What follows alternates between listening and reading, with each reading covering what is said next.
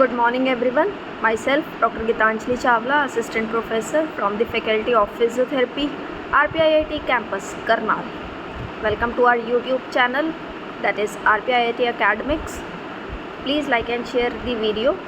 Do not forget to hit the subscribe button and do not forget to hit the bell icon also. So today we are going to learn about herniatomy. There are two types of hernia. Two types of major hernias which are known, that is incisional hernia and inguinal hernia.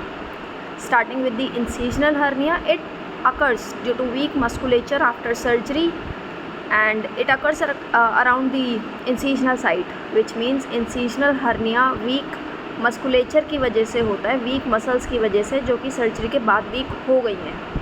And ये होता कहाँ पर है? Generally incisional sites पर जहाँ पर sutures लगे होते हैं. Inguinal hernia, it occurs near the groin area due to weakness in right or left inguinal canal at the base of the abdomen. Means inguinal hernia होता है inguinal region में, inguinal canal में. inguinal canal हमारे groin area पर होती है और अगर इस inguinal canal की वॉल की वीकनेसेस हो गई, चाहे वो राइट साइड पे हो चाहे वो लेफ़्ट साइड पे हो, वो inguinal hernia कॉज करवा सकता है. inguinal canal होती है हमारे groin region में at the base of the abdomen, हमारे एब्डोमेन के बेस पर.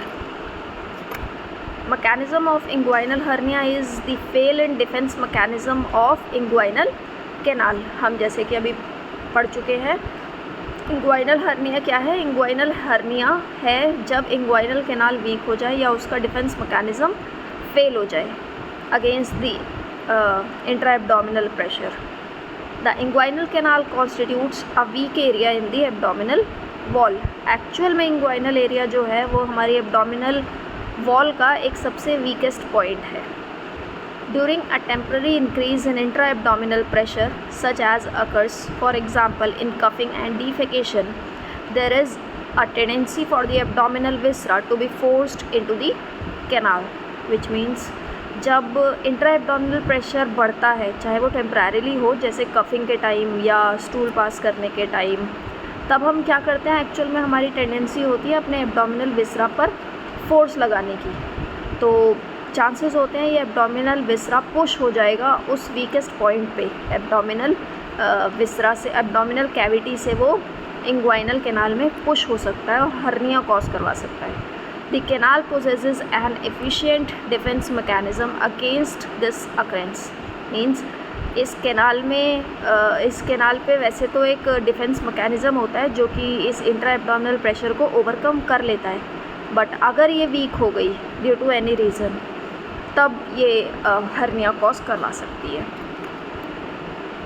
We generally go for two types of mechanism to correct this type of hernia, that is shutter mechanism and valvular mechanism. So दो type के mechanism हैं, दो type की surgeries हैं जिससे हम ये ठीक कर सकते हैं inguinal hernia, that is shutter mechanism और वैल्वुलर मैकेनिज़्म. शटर मीन्स एक शटर बना देंगे ऊपर से नीचे तक, और एक वैल्वुलर मीन्स एक वैल्व बना देंगे. अपने जो भी ऑर्गन बाहर आया है उस ऑर्गन को अंदर पुश करके ऊपर से शटर बना देंगे या ऊपर से एक वैल्व बना देंगे स्किन का, और एक मेशवर्क मेटल का प्लेस कर सकते हैं अगर ज़्यादा है, हर्निया सीवियर है तो.